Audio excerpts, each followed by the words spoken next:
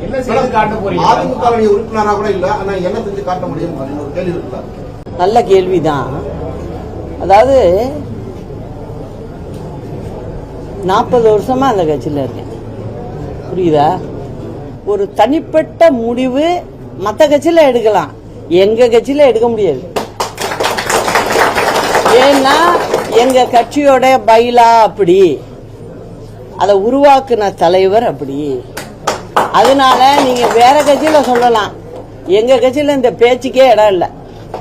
எங்களுடைய தொண்டர்களோட முடிவு தான் நிக்கும். அதை பார்க்க தான் போறீங்க 26ல.